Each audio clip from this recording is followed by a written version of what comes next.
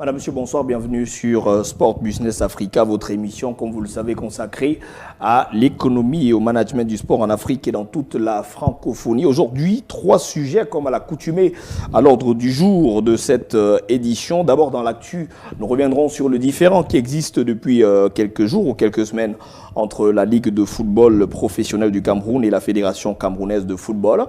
Une lettre en provenance de la FIFA est venue rappeler à la Fédération camerounaise de football son indépendance suite à l'équipe de travail qui a été mise sur pied par le ministère camerounais des Sports et de l'Éducation physique en vue justement de suivre l'application de la sentence du tribunal arbitral du sport dans cette affaire. Et puis, on parlera également, on essaiera de discuter dans cette émission, le CHAN 2021. Est-ce que le Cameroun sera véritablement prêt? On le sait, il y a une mission d'inspection de la Confédération africaine de football qui a séjourné au Cameroun, ou du moins qui séjourne au Cameroun depuis le 15 octobre. Et le constat a été fait, les pelouses qui avaient été réquisitionnées pour contenir les malades de Covid-19 sont tout à fait délabrées et donc ne pourront plus être, à moins qu'on puisse procéder par de la magie, comme certains l'ont évoqué, ne pourront plus servir au CHAN 2021. Est-ce que le Cameroun sera donc prêt? On essaiera de comprendre tout au long de cette émission. Et puis on terminera avec le focus de la semaine. On parlera de volleyball avec la Fédération camerounaise de volleyball qui vient donc de lancer un appel d'offres, ou du moins qui vient de lancer un projet de sport-études. Et donc un appel d'offres a été lancé d'une valeur de 300 millions de francs CFA pour mettre ce projet sur pied. Mesdames, Messieurs, on se retrouve juste derrière pour parler, où je vous présenterai d'abord les panélistes et puis on entrera de plein pied dans cette émission. Bienvenue à tous.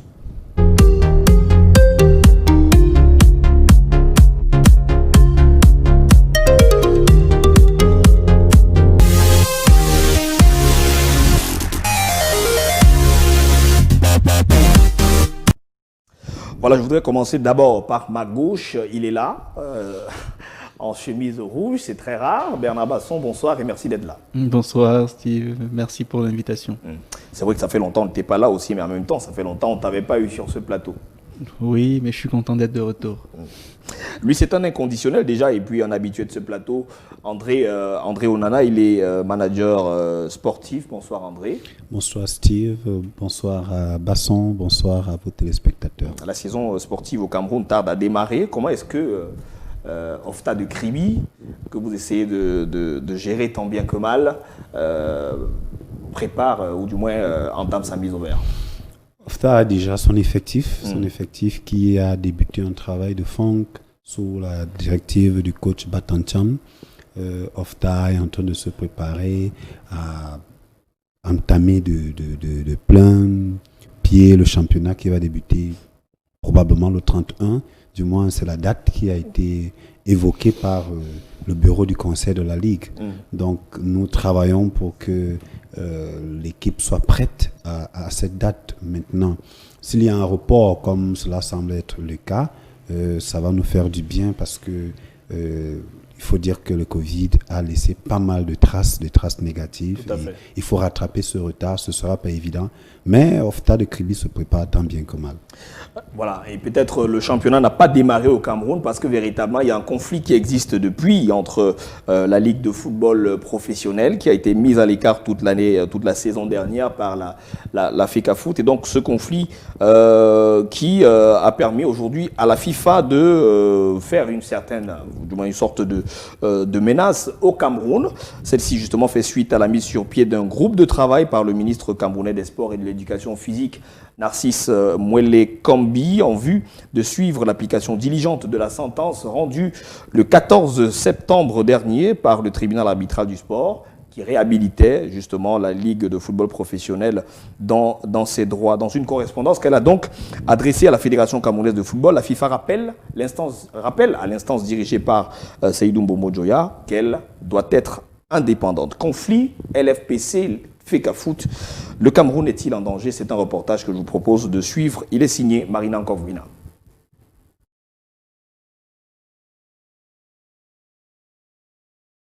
La Fédération internationale de football association FIFA menace de suspendre le Cameroun quant aux soupçons d'ingérence dans l'affaire Ligue de football professionnel du Cameroun, Fédération camerounaise de football. C'est suite au groupe de travail mis sur pied par le ministre des Sports et l'Éducation physique, le professeur Narcisse Moelle-Kombi.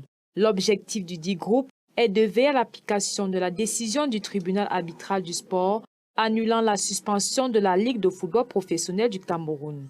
La dite décision, perçue par le directeur de la division des associations membres de la FIFA, Véron Moussengo Omba, comme un acte d'ingérence. Dans un courriel adressé à la Fédération camerounaise de football le 8 octobre dernier, le dit président rappelle les statuts de la FIFA.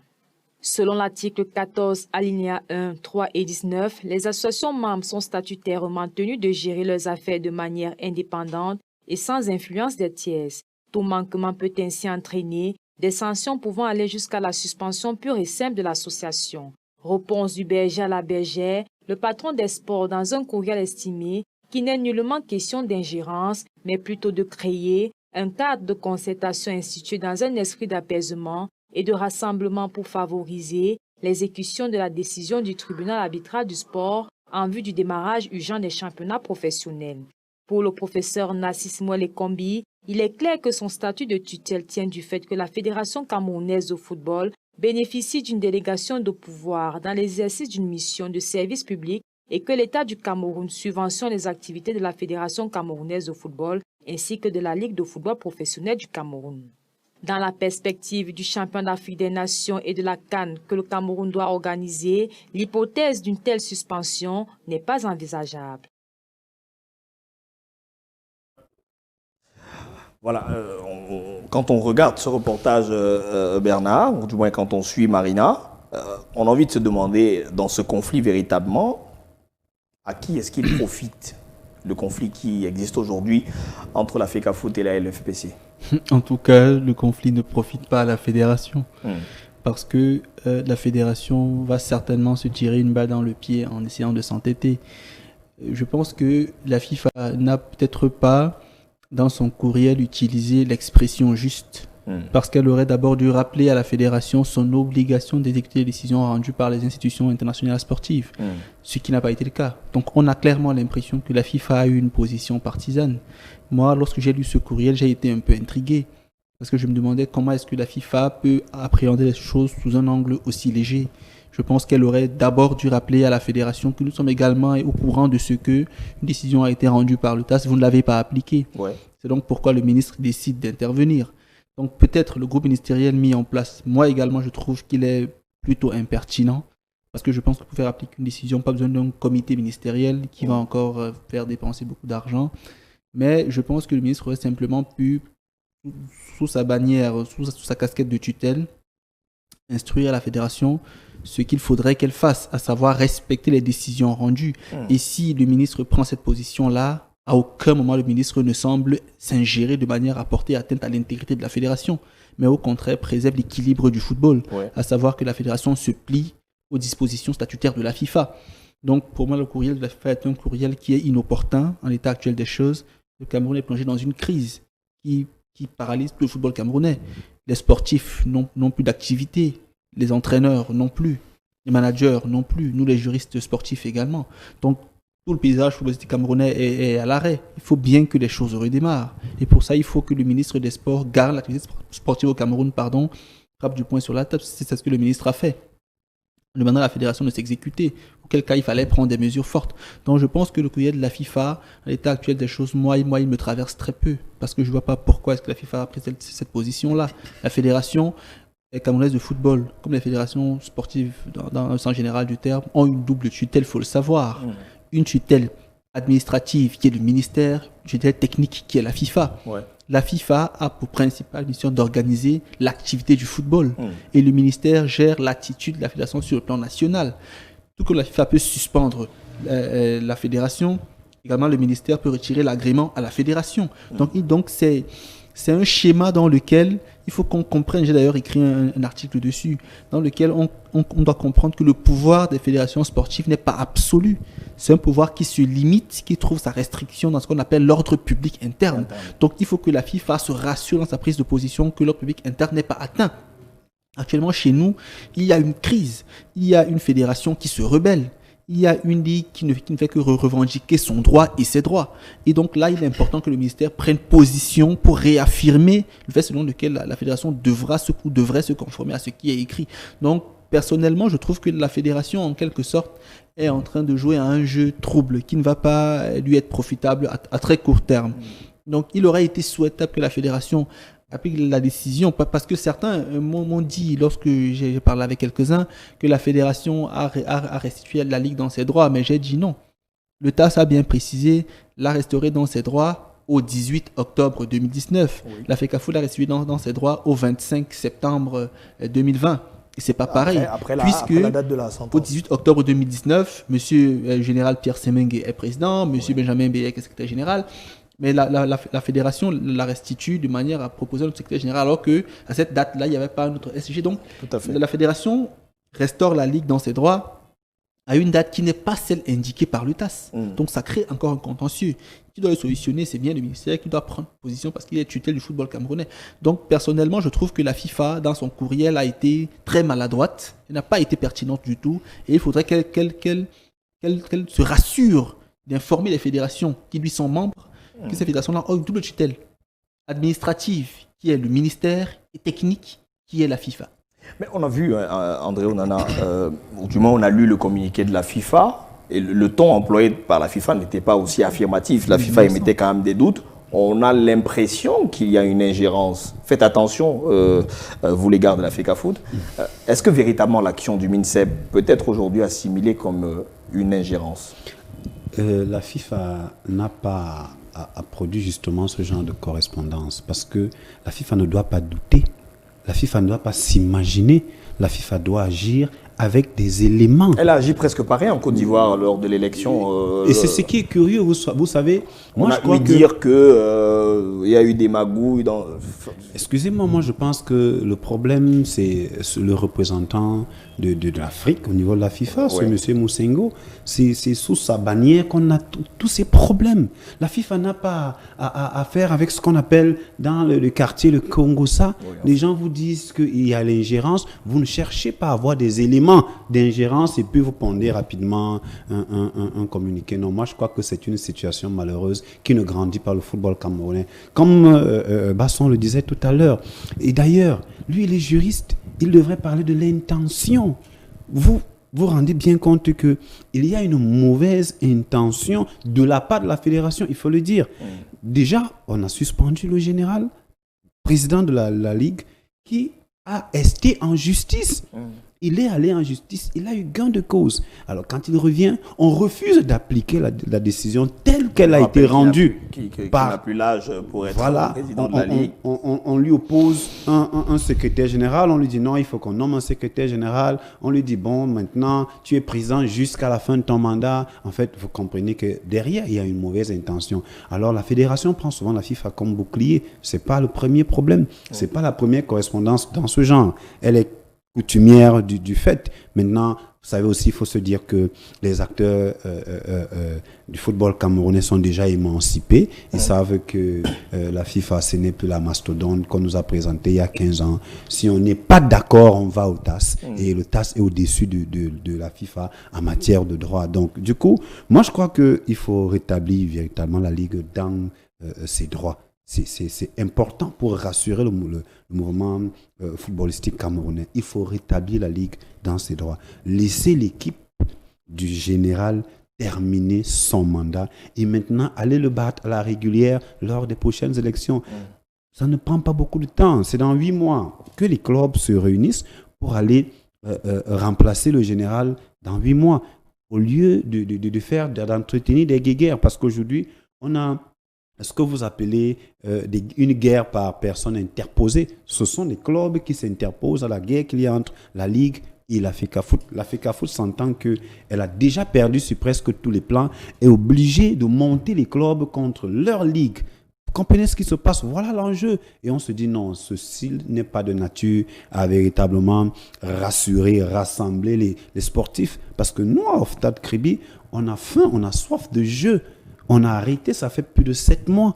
On n'a pas joué. Et quand nous observons ce qui se passe, on se demande si on va retrouver le terrain. Et si on retrouve le terrain, on va retrouver le terrain dans quelles conditions? Il faut aussi le dire. Du coup, moi, je crois qu'il faut que les acteurs du football s'asseyent en face, qu'ils se disent les vérités et surtout, que l'État du Cameroun prenne ses responsabilités. Parce que c'est l'État qui donne l'agrément à la fédération. C'est l'État aujourd'hui qui paye les salaires.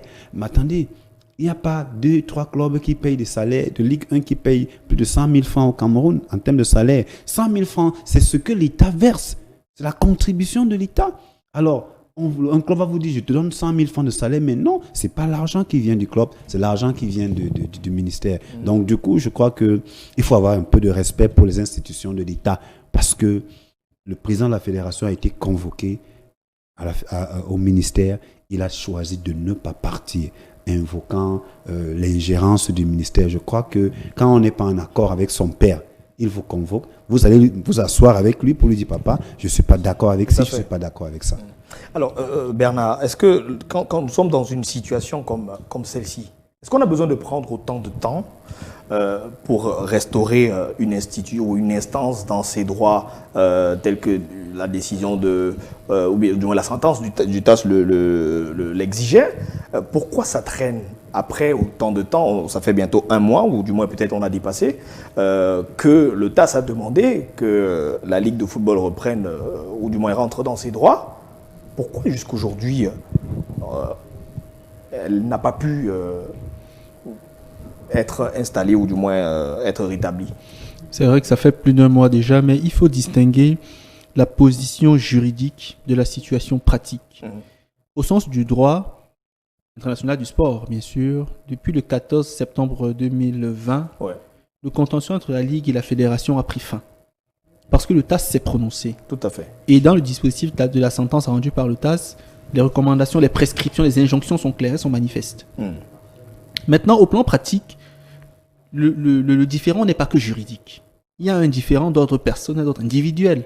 Et c'est pour ça que ça peut prendre un peu de temps, parce qu'il faut endiguer les égos. Il faut prendre la peine de pouvoir éviter qu'il y ait catastrophe. Parce que ne soyez pas surpris que dans cette affaire, il y ait mort d'homme. On sait combien les hommes sont prêts à tout, et à beaucoup surtout, pour des questions pouvoiristes et financières. Et on sait bien qu'au-delà de tout, les enjeux les plus appétissants sont les enjeux financiers et pouvoiristes. Donc à partir de là, je pense que le temps qui est pris, c'est le temps pour que les uns et les autres retrouvent la raison. Ce qui est malheureusement en train de ne pas être le cas, parce que les gens s'enfoncent plutôt dans des positions qui malheureusement ne grandissent personne et n'aident personne. Tout à fait. Donc à l'état actuel des choses, ça prend du temps, parce qu'il faut bien que la mesure soit tranchée et que chaque partie sache exactement ce qu'elle a à faire à court terme. Mais techniquement, je pense que le ministère des Sports, si je trouve qu'il s'est mépris en commettant un groupe ministériel, je trouve quand même qu'il a été de bonne loi pour que le ministère décide de prendre en main les choses et de prendre position de manière officielle. Une position qui heureusement conforte le droit. Donc la décision rendue par le TAS. Donc à partir de là, je pense que la fédération, clairement, ne sait plus où donner de la tête. Parce que là, une décision est rendue, elle ne l'applique pas, on ne comprend pas. Et donc moi, je pense que c'est plutôt à la Ligue de saisir la FIFA, même s'il n'y a pas de lien entre la Ligue et la FIFA, sauf par un mail tout simple, pour lui dire une décision a été rendue et la Fédération nationale ne l'applique pas. Parce que je crois bien qu'il faut une situation dans laquelle la FIFA se rende compte que s'il y a aujourd'hui des soupçons d'ingérence, c'est bien parce qu'il y a une décision qui n'est pas appliquée. Et sur quel fondement, on ne le sait toujours pas jusqu'à présent. Donc, je pense que le temps qui est pris, c'est le temps pour que les uns et les autres trouvent le moyen de s'accorder. Et je pense que le groupe ministériel va rendre sa copie très bientôt. Et j'espère que cette copie demandera à ce que la Ligue se positionne d'une certaine façon. Encore que, en décembre, les stades devront être réquisitionnés pour le CHAN. Le CHAN démarre en janvier, ça s'arrête en début février. Le championnat sera-t-il repris avant le début du CHAN? Je ne sais pas. Le 31 octobre, la date officielle annoncée par la Ligue. On espère que ce jour, il y aura un match organisé par la Ligue. On espère que le championnat va démarrer. En tout cas, c'est notre souhait. On peut quand même être sceptique parce qu'on se dit que la guerre est loin d'être terminée. Mais au-delà de tout, André Onana, est-ce que la Fédération camerounaise de football a vocation à organiser les championnats d'élite au Cameroun? Pourquoi est-ce qu'elle s'entête véritablement à prendre les commandes de cette... enfin, déjà, elle a les commandes du football, mais pourquoi est-ce qu'elle s'entête à organiser les compétitions nationales? Elle a vocation à organiser un championnat d'élite, mais elle n'a pas vocation à organiser un championnat professionnel. Ah, d'accord. C'est la nuance qu'il faut faire, parce que avant de passer au professionnalisme, il y a un championnat d'élite. Aujourd'hui, c'est une recommandation de la FIFA. C'est la FIFA qui a demandé à la fédération de créer une ligue, de mettre sur pied une ligue. Et comme il fallait un exécutif, le ministère a choisi de nommer quelqu'un qui allait conduire cette ligue pendant un certain temps. Donc, il faut dire qu'il y a un problème de fond. C'est peut-être la méconnaissance des statuts et règlements de la FIFA, ou alors c'est une question de mauvaise compréhension des statuts.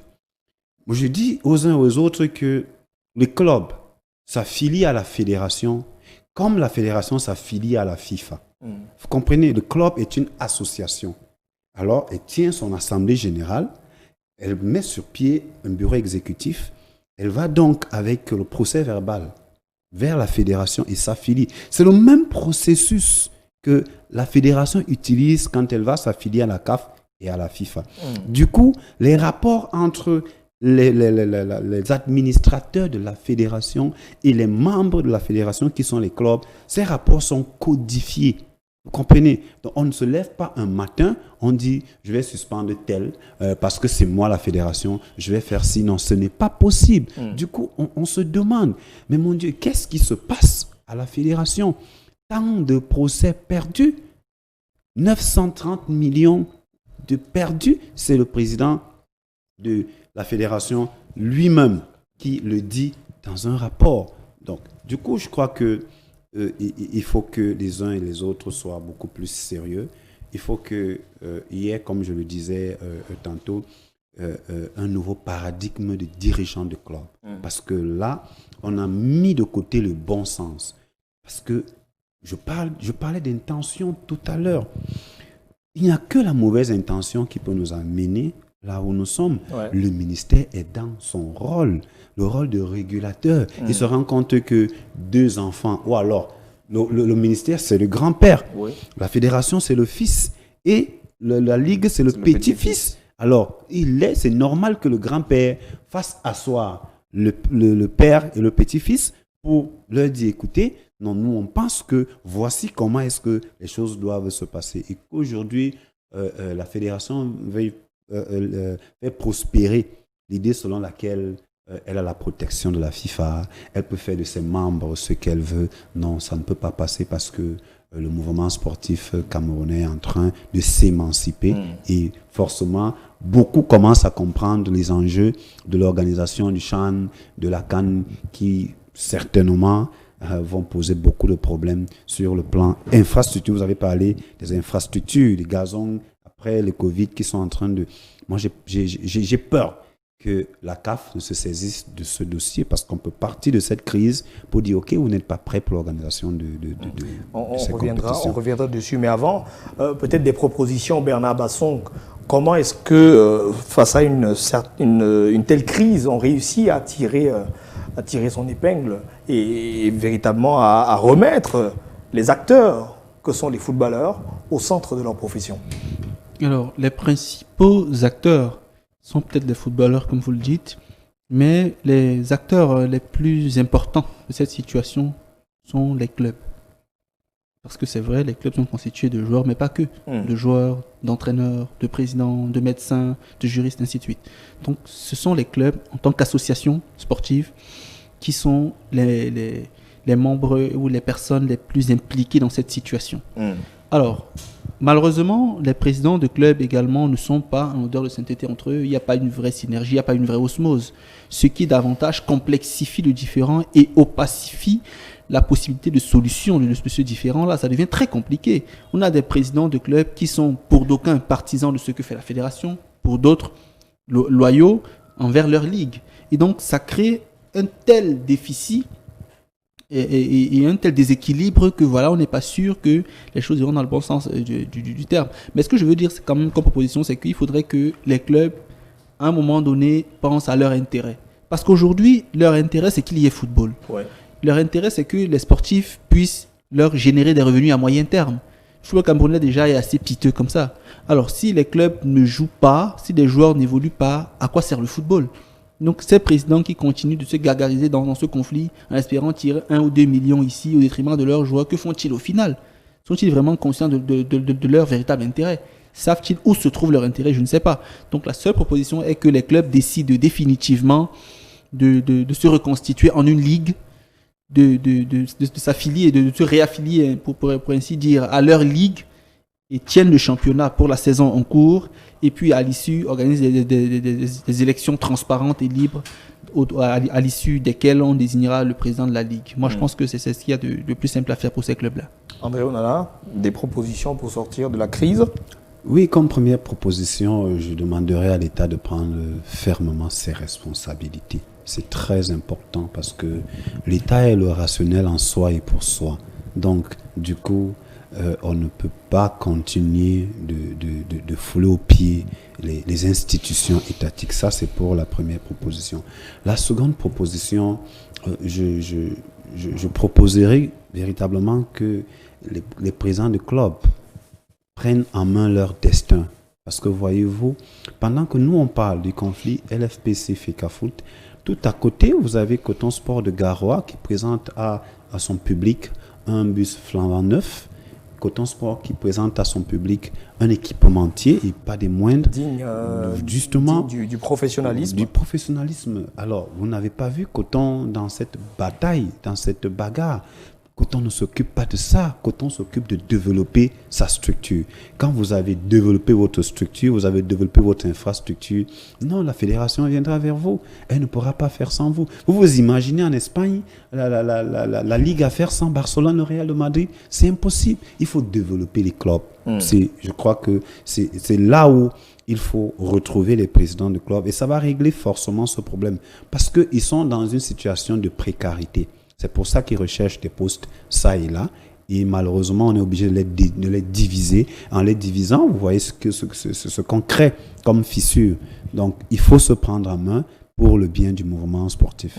On espère véritablement que cette histoire va pouvoir se régler dans les plus brefs délais pour le bien et le bonheur des acteurs du sport, ou du moins des sportifs surtout, que sont les footballeurs. On va prendre une petite transition. On revient derrière pour la deuxième partie de cette émission. À tout de suite.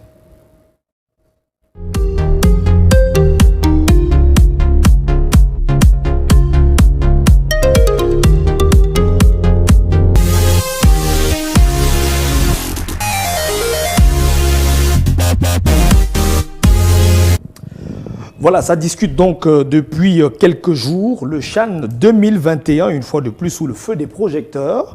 Dans une correspondance adressée en début de semaine, le ministre secrétaire général au service du Premier ministre camerounais donnait 24 heures au ministre de la Santé publique pour libérer les infrastructures dédiées au CHAN 2021 et à la CAN 2022 de football, lesquelles étaient jusqu'alors utilisées pour contenir les malades de Covid-19. Le problème, c'est qu'à la veille d'une mission d'inspection de la CAF qui s'est tenue le 15 octobre dernier, et à moins de 3 mois du CHAN 2021, l'état des pelouses d'entraînement utilisées comme hôpital de campagne a été une fois de plus remis en question. CHAN 2021, le Cameroun sera-t-il réellement prêt? Élément de réponse dans ce reportage de Joël Patrick Mbané. La rondelette somme de 300 millions de francs CFA est le montant net à débourser pour la fédération. Le Cameroun abrite très prochainement des événements sportifs importants, à l'instar du CHAN 2021 et de la CAN 2022. Il est tout à fait légitime et normal qu'à quelques jours seulement du kick-off du premier événement, que tous les acteurs impliqués dans l'organisation des dites compétitions s'attellent à livrer d'ici le mois de décembre prochain tous les chantiers engagés pour la circonstance afin de respecter les différents cahiers de charges. Si donc le gros a été fait en termes d'infrastructure, il se trouve cependant que certains stades, notamment le stade militaire de Yaoundé ou encore le stade Mbappé-Lépé de Douala, pour ne citer que cela, réquisitionnés pour abriter le centre de prise en charge des malades de Covid-19, n'ont pas encore été rétrocédés au ministère des Sports, ce qui provoque une tension entre le ministre des Sports, celui de la Santé publique, mais également le secrétaire général à la présidence de la République. En date du 7 octobre, le secrétaire général, la présidente de la République, dans une correspondance, a eu à sommer les mines santé de démanteler les stades de Ngoa-Ekele, de Mbapelepe et de Middle Farm Stadium à Limbe, afin que les entreprises en charge des travaux de réhabilitation des aires de jeu puissent engager les travaux de manière à pouvoir les livrer au plus tard au mois de décembre 2020, date de la prise en main des infrastructures par la CAF. Il se trouve malheureusement qu'après ces multiples notes, aucune réaction pour l'instant n'est observée côté Mines Santé. Alors, que se passe-t-il réellement? À vous de nous dire. Merci donc à Joël Patrick Mbané pour ce reportage. Bernard Basson, face justement à cette cacophonie gouvernementale qui a caractérisé une décision de transformer des stades de football à moins 6 mois d'une compétition en hôpital de campagne, est-ce qu'il n'y a pas lieu de s'inquiéter pour l'avenir de ces compétitions qui pointent à l'horizon? Non, je ne suis pas particulièrement inquiet parce que je pense que remettre une pelouse à neuf, c'est vrai, c'est quelque chose d'assez difficile. C'est au moins 6 mois pour planter du gazon. Oui, techniquement, pousser, c'est 6 mois, mais ce sont des stades d'entraînement. Donc, je pense que la CAF a conscience de l'impact qu'a eu la pandémie à Covid dans tout le monde entier et n'en tiendra pas rigueur au Cameroun pour les stades d'entraînement. Si c'était des stades de compétition, c'est-à-dire des stades de match officiels, je pense que ça aurait été différent. Mais en tant que stade de compétition, je me dis que c'est une situation qui sera un peu moins catastrophique que ce qu'on veut présenter. Je me dis juste, c'est-à-dire c'est une supputation individuelle, c'est pas un constat scientifique. Donc je peux le dire ainsi. Sauf que on passe d'une crise à une autre. On ne comprend pas comment, dans un pays où la pandémie à Covid n'a pas véritablement frappé comme ailleurs, le ministre de la Santé n'ait pas pu anticiper cela.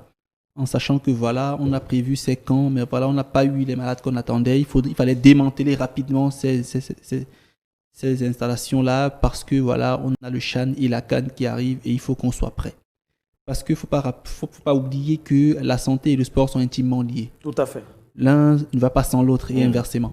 Donc, le ministre des Sports, je pense, en demandant déjà initialement au ministre de la Santé de tout mettre en œuvre pour que les installations soient démantelées, avait tout son droit. Mais voilà, le ministre de la Santé a résisté, et puis c'est allé à la primature, et puis au SGPR. Moi, je pense qu'on n'avait pas besoin d'en arriver là. Mais maintenant qu'on est arrivé là, voilà, ce sera démantelé, on l'espère très prochainement. Ça a déjà été fait sur certains stades. Je crois que le stade militaire ici, ça a été démantelé déjà. On a vu l'état de la pelouse. C'est vrai que c'est quand même pas très beau à voir. On a vu une herbe totalement grandie. On a vu des espaces complètement arrachés, déséquilibrés complètement. On dirait qu'on sortait d'une récolte d'arachides. Ah oui, vous faites bien de le dire. Donc voilà, mais je pense qu'on peut quand même rester optimiste parce que, on va dire, c'est la pandémie et elle a fait ce qu'elle a fait. Donc on espère qu'on n'aura pas trop à s'en faire pour cette situation-là. Mais pourquoi est-ce que, André Onana, l'organisation de ces deux compétitions pose problème? Jamais on a vu autant de scandales autour de l'organisation d'une compétition, que ce soit à l'échelle africaine ou à l'échelle mondiale. Qu'est-ce qui ne va pas véritablement avec le Cameroun? C'est la particularité du Cameroun. Qu'est-ce que moi je peux vous dire? C'est-à-dire qu'on constate d'abord les renvois, les glissements, avec tout ce que ça comporte. Nous ne sommes pas prêts, et même quand nous sommes prêts, il y a une pandémie qui arrive. Et là, la pandémie crée un autre problème parce qu'on a utilisé les stades d'entraînement pour prévoir. Parce que le ministre, quand il utilisait les stades d'entraînement, il se disait il faut prévenir, il faut prévoir. S'il y a plus de cas de Covid, on peut justement arriver à juguler en utilisant les stades. Malheureusement, constatant qu'il n'avait pas utilisé ces espaces, il aurait pu anticiper aussi sur le démantèlement pour qu'on ait assez de temps pour refaire les pelouses. Parce que on s'entraîne, on joue comme on s'entraîne. On joue comme on s'entraîne. Vous n'irez pas jouer sur du bon gazon et vous entraîner sur de la terre. Tout à fait. Voilà, donc là, ça pose un problème. Donc les inspecteurs qui sont là vont évaluer la difficulté que peuvent avoir les équipes qui seront sur place et va certainement demander à l'État de faire des efforts incommensurables. Parce que, oui, on ne veut peut-être pas un gazon qui est prêt à 100%, mais il nous faut avoir sur ces stades d'entraînement des gazons prêts au moins à 70%. Et là, je pense que l'État du Cameroun est capable de relever le défi. Vous savez qu'on a déjà eu un glissement. Tout le peuple camerounais est derrière, attend impatiemment. Vous avez constaté, hein, les Lions A' ont fait un match au stade annexe numéro 1. On a prévu qu'il y ait 200 personnes. Mais attendez, la sécurité n'a pas été assez costaud pour contenir la foule. Les gens ont bousculé les policiers, sont entrés dans le stade. Il y avait plus de 1000 personnes au stade. Vous voyez, donc les Camerounais ont soif. Et ils attendent de vivre ces moments uniques que sont le CHAN et la CAN. Du coup, je suis certain, je ne suis pas inquiet comme... je partage justement l'avis de Basson qui n'est pas inquiet parce que je suis convaincu que le gouvernement fera tout pour que ces stades-là soient prêts, au moins à 70% pour les pelouses. Oui, parce que véritablement, quand on a fait le tirage au sort des différentes poules, il y a des équipes qui sont censées s'entraîner au stade militaire et si elles ne le peuvent plus à échéance, comment est-ce qu'on fait dans ce genre de situation? Ça devient très très compliqué. Parce que le Cameroun, ce n'est pas l'Allemagne. Le Cameroun, ce n'est pas l'Angleterre, qui a beaucoup de stades disponibles et à proximité. Pour les entraînements. Donc, je pense qu'on sera obligé de trouver sur le coup une parade, mais ce sera très, très compliqué. À Yaoundé, bon, il y a les stades annexes. Ils ne sont pas très loin du stade militaire. Oui, il n'y en a que 2, mais on pourra peut-être échelonner sur des plages horaires différentes. On pourra trouver des alternatives. Je me dis qu'il n'y a pas de problème sans solution. C'est que le problème il est mal formulé parce qu'un problème forcément appelle une solution. Donc je me dis que si jamais un tel cas se produit, il y aura des éléments mis en œuvre pour que la situation soit résorbée. Mais je pense qu'on n'en arrivera pas là parce qu'un stade prêt à 80% d'ici à janvier, je pense que c'est possible avec les prouesses techniques actuelles. Donc voilà pourquoi ne même pas, en cas de besoin, arracher l'herbe naturelle, installer une herbe synthétique de dernière génération. En fait, il y a des mécanismes qu'on peut penser comme ça, s'il faut absolument être prêt. C'est une nouvelle cagnotte qu'il va falloir débloquer. Oui, mais je pense que lorsqu'on s'apprête à organiser une compétition, forcément, on met des moyens de réserve pour des imprévus. Oui, quand on organise une cérémonie... On a déjà touché les réserves... Parce que si on veut revenir sur le budget alloué à la compétition au départ, ouais, mais si on est très loin. À notre compétition, je pense qu'on ne devrait pas s'inquiéter de ce genre de problème. C'est vrai qu'on a l'habitude de dire au Cameroun les choses sont particulières, mais le Cameroun, comme c'est un pays qui, face à cela, peut apporter la réponse la plus adéquate. Je le dis en tout cas. Je voudrais ajouter quelque chose dans l'argumentaire de Bernard. Il faut dire que le CHAN se joue avec, je crois, 16 équipes, comparativement à la CAN qui va se jouer à 24. Du coup, on avait une grosse pression pour la CAN. C'est pour ça qu'on demandait 4 stades d'entraînement justement à côté du stade principal. Alors, si nous restons dans la logique du CHAN, nous avons, par exemple, pour Yaoundé, des palliatifs. Si on n'utilise pas le stade militaire, vous avez le complexe Béac, vous avez le stade de Mbankomo, vous avez les 2 annexes, ça fait 4. Ben, l'annexe numéro 2 n'est pas aux normes, mais vous avez la GP, le stade de la GP Mélène. Donc, on peut trouver, si jamais à échéance, on n'a pas atteint les 80% en ce qui concerne le gazon, on peut trouver des stades, des palliatifs pas non loin. Mais maintenant, ce sera compliqué pour la CAN parce que là-bas, c'est 24 équipes.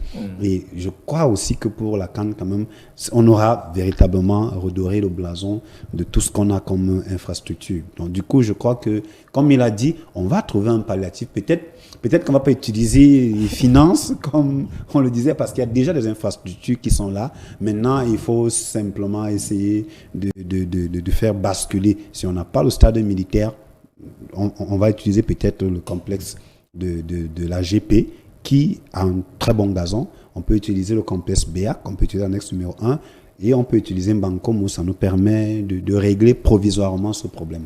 Et quid de la CAF, Bernard? On sait aussi que la CAF est championne des scandales. Est-ce qu'on ne peut pas s'attendre, juste à travers ces pelouses d'entraînement qui sont défectueuses, à un retournement des situations où on se lève un matin et puis La CAN n'a plus glissé, mais elle a échappé désormais au Cameroun. Le CHAN, voilà, je voulais dire. C'est vrai que le douloureux épisode de 2019 reste encore... Dans l'espace de 3 semaines, on n'a jamais évoqué un plan B, voilà, et puis 3 semaines après, on retire la retrait total. Bon, autant je pense qu'on n'était pas prêt en 2019, qu'on ne pouvait pas être prêt à temps en 2019, autant je pense qu'on peut être prêt en 2022. Donc je suis 21. pas... Pour le CHAN 2021, je pensais que vous parliez de la CAN. Mais pour le CHAN 2021, je pense que sur le plan infrastructurel, le Cameroun est prêt. Moi, je le pense sincèrement, le Cameroun est prêt. Sur le plan logistique, peut-être pas suffisamment. Parce que vous avez vu les pénétrantes de Douala sont un peu en état de travaux. Et surtout, je pense que la pandémie à Covid va encore aider. Parce que si à ce moment-là, les stades ne sont pas autorisés à faire le plein d'œufs, alors ce sera un atout.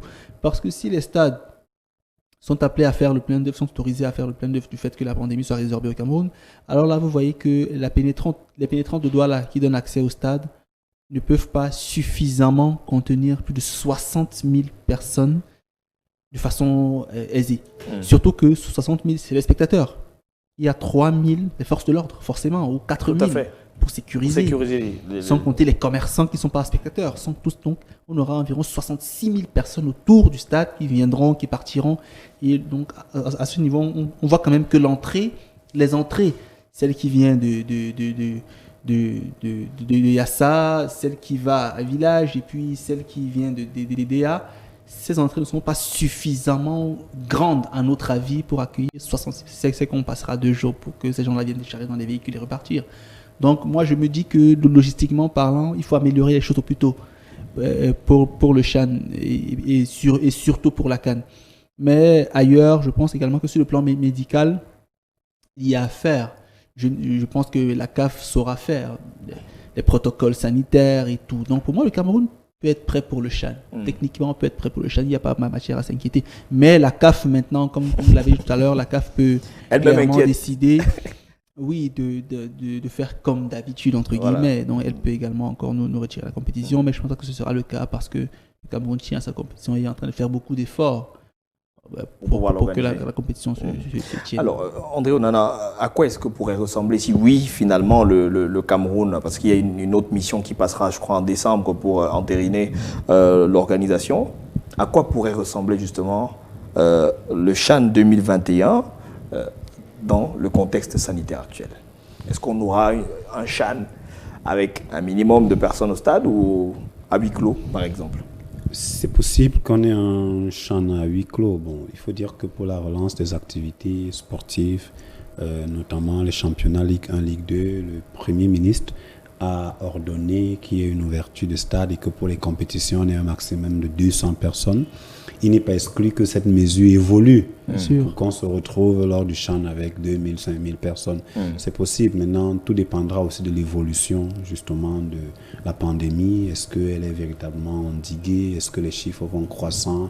Donc, le gouvernement va étudier tous ces paramètres. Mais moi, je suis optimiste. Je pense que nous sommes en train de bien gérer cette crise sanitaire et que d'ici là, on pourrait se permettre un certain nombre de risques. Parce que c'est une compétition majeure, c'est la première qu'on accueille sur le plan. Ce sera une fête. Après beaucoup de mois sans activité au Cameroun. Oui, moi je suis optimiste. Je pense que déjà on a même intérêt. Je vous disais que les Camerounais ont soif. Ils veulent retrouver les stades. D'ailleurs, vous allez le voir avec les matchs du championnat qui, je l'espère, vont commencer parce qu'il y a un petit championnat qui se dispute du côté de un tournoi de Douala qui draine beaucoup de monde, et même à Yaoundé ici du côté de Bankomo. Imaginez les gens partis de Yaoundé pour Bankomo, c'est environ 30 km, mais le stade fait quand même plein. Il y a des personnes qui ont soif de spectacle, donc je reste optimiste et véritablement je croise les doigts pour qu'on nous parle de 10, 20, pourquoi pas 30 000 spectateurs. Steve, il ne faut pas oublier, si vous permettez que je sorte par là, que le sport a un rôle de parent au Cameroun. Tout à fait. L'absence de sport nous rend orphelins. Donc, lorsque le CHAN viendra, je pense que le gouvernement devra être sur ses gardes. Parce que si la jauge s'arrête à 5 000, on sera au moins 12 000 dans le Oui, stade. tout à fait. Si la jauge c'est 10 000, on sera peut-être 20 000. Parce que le Cameroun, le CHAN pour le Cameroun, c'est la fête du football. C'est la rencontre. C'est comme un mariage. On va célébrer le football. Il y aura des commentaires, il y aura de boissons, il y aura de l'ambiance. Donc, moi, je pense que le gouvernement et surtout la fédération pour le moment et le ministère de la Santé doivent commencer à prendre des mesures pour éduquer les citoyens, pour que la CAF nous permette d'arriver à une jauge élevée. Tout à fait. Pour que tout le monde soit content. Parce que si le ministère de la Santé, la Fédération et le ministère des Sports ne prennent pas très tôt les mesures qu'il faut pour que les stades puissent être au moins pleins aux 3/4, alors on aura beaucoup de problèmes parce qu'il y a des jeunes qui ne voudront pas entendre qu'une compétition se déroule chez eux et qui ne participent pas à la fête. Donc, moi, je pense que le gouvernement doit commencer dès maintenant à prendre des mesures qui s'imposent pour prévenir la CAF de ce que notre pays, c'est le pays roi du football en Afrique. Chez nous, le football, c'est une religion. Au-delà d'une passion, les stades seront pleins à craquer. Donc voilà ce qu'on a mis en place pour éviter. On a vu une simulation de cela en Guinée il y a quelques jours avec le lancement de voilà, vous avez vu, les gens sont restés orphelins de football et puis il n'y avait pas de mesure de distanciation, aucune si mesure. Oui, dans le cerveau. Voilà, tout à fait. Ça ne passe pas dans les cerveaux des amoureux de football. En tout cas, on va retourner donc cette page sur le CHAN 2021. On va prendre une petite transition très rapide pour parler ensuite du focus de la semaine. Ce sera la dernière partie de cette émission. À tout de suite.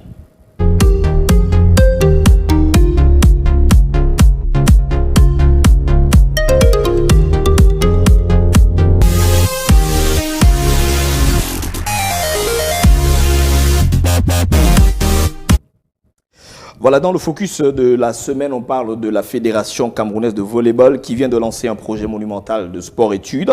La convention signée le 10 octobre dernier entre l'organisme en charge du volleyball et l'église presbytérienne du Cameroun porte donc notamment sur la gestion du collège Johnston par la FECAVOLE.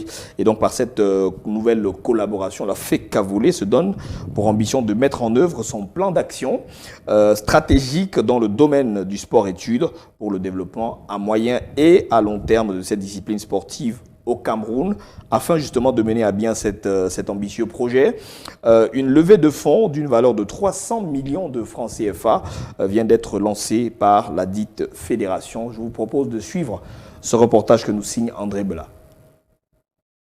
La rondelette somme de 300 millions de francs CFA est le montant net à débourser pour la Fédération camerounaise de volleyball pour la réhabilitation du collège Johnston dans le cadre de son projet sport-études. À cet effet, le crowdfunding pour la collecte de tous ces fonds a été lancé ce 14 octobre à Yaoundé. Il est question pour les amoureux de cette activité de se connecter afin d'apporter leur contribution financière à cet édifice. Et nous avons lancé ce crowdfunding déjà depuis l'Europe, dans plusieurs pays européens, et aujourd'hui le lancement se fait au Cameroun. J'invite tout simplement les Camerounais qui voudraient apporter un don pour ce projet de la reconstruction du collège Johnston, disponible dans le monde entier pour la levée de fonds. Et la levée de fonds pour le volleyball, la fédération du volleyball pour la reconstruction du collège Johnston est fixée à 300 millions de francs. Donc il faut vous connecter à la plateforme. Le développement des activités sportives sur le joug de l'absence de financement, le président de la dite instance sollicite l'adhésion des Camerounais pour cette noble cause. Le financement du sport dans notre pays n'est pas très aisé. Le sponsoring est difficile. Les banques ne prêtent pas beaucoup d'argent aux associations sportives ou alors n'en prêtent vraiment pas. Il fallait donc une formule innovante pour permettre à la Fédération camerounaise de volleyball de continuer son plan d'action, d'où ce crowdfunding qui signifie tout simplement un financement participatif. Dans cette mouvance, l'ambassadeur itinérant Roger Mila a apporté sa quote-part 1 million de francs CFA. À vos marques, prêts, contribuez. Voilà, merci donc à André Bela. Quand on voit André Onana justement ce gigantesque projet que vient justement de lancer la Fédération camerounaise de volleyball, qu'est-ce que ça vous dit, vous, en tant que manager sportif? Ah, ça me fait chaud au cœur. Écoutez, moi, je suis ce projet depuis une dizaine d'années. Le président de la Fédération camerounaise de volleyball avait commencé par un club de volleyball, Bafia Volleyball Evolution. Ouais. Et on a senti par les actions qu'il menait dans son club, que c'était un vrai leader, un vrai manager, c'était un bâtisseur. Aujourd'hui, il est resté cohérent avec ce projet. Il a baptisé la refondation. Et vous vous rendez bien compte qu'il a réussi à refonder le volleyball camerounais. Déjà, en Afrique, nous sommes les meilleurs, c'est incontestable. Et au niveau mondial, on a participé déjà à des compétitions majeures. La Coupe du Monde, les Jeux Olympiques. Justement, et là, vous voyez le projet de sport études qu'il est en train de monter en partenariat avec l'église presbytérienne qui a offert le collège Johnson.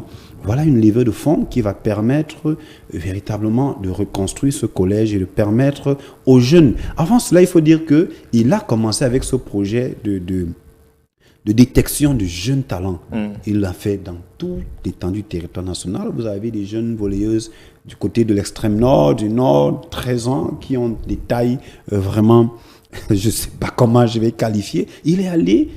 Il est cohérent avec son projet. Vraiment, je suis ravi, je suis fier de savoir qu'il y a des personnes qui pensent le développement du sport. C'est très important. C'est pour ça que je parlais de paradigme. Il faut un changement de paradigme parce que on doit dupliquer ce que Serge Aboué est en train de faire avec la FECAOLE ailleurs dans les autres fédérations, parce que je pense que c'est une fédération qui se comporte le mieux actuellement, non seulement sur le plan local au Cameroun, mais sur le plan continental. Il faut saluer cette initiative et je peux vous dire que je ferai tout pour apporter ma modeste contribution financière pour que l'objectif de 300 millions soit atteint. Est-ce que 300 millions, une somme comme celle-là, pour un sport qui n'est pas sport roi au Cameroun, est-ce que ça peut prospérer, Bernard? Oui. Lorsqu'un projet est bien pensé, il attire forcément les personnes qui sont intéressées. Au Cameroun, c'est vrai que le football satellise les attentions et cristallise les intérêts, mais il y a des sports parallèles qui sont tout au moins intéressants. Le président Serge Aboué met un modèle, c'est un exemple. Je pense que actuellement c'est le meilleur élève en matière d'association sportive au Cameroun. C'est celui qui fait le mieux les choses, qui est le plus organisé, le plus cohérent, le plus productif et le plus inventif. Le moins contesté en tout cas. Oui, le moins contesté, ça c'est sûr, le moins contesté. Donc je pense que c'est quelqu'un pour qui il faut voir un culte et une admiration sans partage. Ce qu'il fait quand même est assez incroyable. Donc les 300 millions par le crowdfunding, je pense qu'il va les lever très rapidement, plutôt que ce que vous n'imaginez, parce que au Cameroun, il y a des gens qui sont fans de sport et qui savent clairement que le projet qu'ils mènent est pour le volleyball camerounais. Donc c'est un projet qui va faire du Cameroun une plateforme incontournable du volleyball. Ne soyez pas surpris de le voir très prochainement dans la session de volleyball mondial, qu'il soit président de la Confédération africaine ou de la Confédération mondiale. C'est quelqu'un qui a un travail qui pour l'instant est vu et qui est salué. Donc ce qu'il fait n'est que le 10e de ce qu'il fera, moi je pense, s'il a les moyens de le faire et s'il a l'équipe autour pour le faire. Donc le volleyball au Cameroun sera peut-être prochainement le sport fanion. C'est en tout cas ce qui semble être le cas au vu de la trajectoire qui est prise. Il y a des pays dans lesquels c'est pas que le football, il y a des pays dans lesquels c'est le rugby. Dans le cas de l'Afrique du Sud, c'est le rugby, par exemple, tout à des fait. pays dans lesquels c'est le golf, des pays dans lesquels c'est le cricket, des pays dans lesquels c'est le baseball. Le Donc le Cameroun peut devenir à l'avenir peut-être une terre de volleyball, on ne sait jamais. Ou de beach volley, ça reste toujours le volley.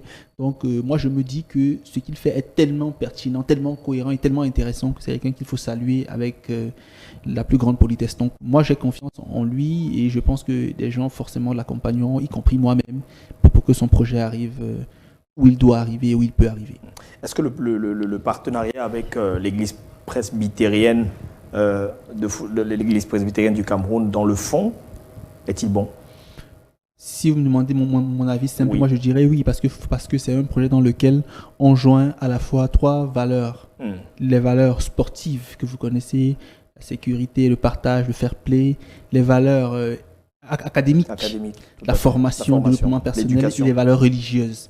L'amour, la paix, la simplicité, le partage, le pardon. Donc je pense que si on cumule éducation, sport et religion, on produit quand même quelque chose de suffisamment intéressante. Donc je me dis que vraiment c'est un projet qui est bénéfique sur toute la ligne et qui est forcément adjuvant pour que le sport camerounais se développe. Moi je pense sincèrement. Est-ce qu'un projet à la base aussi bien pensé que vous essayez de le démontrer sur ce plateau, André Onana, est-ce que dans les 2, 3, 4 années, parce qu'il parlait d'un projet à moyen et à long terme, est-ce que dans les 5-10 années on peut voir une équipe nationale du Cameroun de volleyball, qu'elle soit masculine ou féminine, aller tutoyer les 6 mondiales? C'est possible. C'est possible. Déjà, regardez le nombre de sollicitations en termes d'organisation des compétitions. Nous sommes devenus en Afrique incontournables. On veut nous confier l'organisation de toutes les compétitions en matière de volley. C'est parce qu'il y a des résultats. La réussite des préliminaires, du tournoi préliminaire tout à fait. Aux Jeux Olympiques. Et quand vous allez faire un tour au Palais des Sports, il est plein de craquer. Chaque fois que les filles doivent jouer, surtout. Voilà, justement. Parce que oui, c'est la plus grosse réussite, le volleyball féminin, ça il faut le dire. Et on est fiers d'être Camerounais quand on voit ces filles, quand on voit ces volleyeuses véritablement défendre valablement le vert ou jaune. Et c'est parce qu'il y a un monsieur qui a pensé, il y a un monsieur qui est un bâtisseur. Alors, il se projette. Et je ne serais pas surpris de voir justement ces équipes, que ce soit les volleyeuses, les volleyeurs, tutoyer les plus hautes cimes. Il est en train de faire un travail remarquable. Il a de la relève. Il y a une relève très importante et qui est bien suivie. Je vous dis, je suis de près ce sport parce que je suis flatté par ce modèle économique qu'a ramené ce monsieur. Vous voyez, c'est l'une des rares fédérations qui a un équipementier étranger, sans publicité Zeus, je crois, et qui réussit quand même à faire en sorte que l'image du volleyball soit vendue à l'international. Donc, du coup, si on associe le travail technique qu'il est en train de faire et le travail administratif, nul doute que d'ici quelques années, ces filles seront capables, et même ces hommes, de rivaliser d'adresse avec les plus grandes nations de volleyball au monde. Elles ont participé à une Coupe du Monde, elles ont participé aux Jeux Olympiques. C'était une meilleure façon d'apprendre. Je suis convaincu que les dirigeants ont pu tirer les leçons justement de ce passage. Et que si d'abord ça va arriver, je suis convaincu qu'on va encore se qualifier pour les prochaines échéances et qu'il y aura une nette progression de leur performance, je n'ai aucun doute. Un conseil s'il fallait, ou du moins un mot à l'endroit du président de la fédération camerounaise et à l'endroit justement de ce gigantesque projet? Non, écoutez, je suis admiratif. C'est quelqu'un pour qui j'ai énormément de respect. C'est même un modèle pour moi. J'ai eu la chance déjà de discuter 2-3 fois avec lui. C'est quelqu'un qui a une vision. Je ne peux que l'encourager. Je suis fier d'avoir un aîné comme ça qui a pu transformer ce volleyball. Donc, du coup, je souhaite que ce soit dupliqué. Je souhaite qu'on ait énormément de Serge Abouem, certainement dans le football, dans le handball, dans le tennis, qu'il reste l'homme qu'il est, très humble, très effacé, mais alors travailleur. Bernard Basson, pour sortir un dernier mot? Un seul mot, continuer. En tout cas, un seul mot à vous, Monsieur Serge Abouem. Continuez dans votre projet, ne lâchez surtout pas pour le bonheur du volleyball et du sport en général au Cameroun. Merci en tout cas à vous deux d'être passés sur ce plateau pour cette reprise. C'est ici que prend fin donc la première édition. On espère que les semaines prochaines, on sera là et en continu. Merci d'être resté des nôtres tout au long de ces 52 minutes et un peu plus. Donnons-nous rendez-vous très prochainement sur la même chaîne. Au revoir.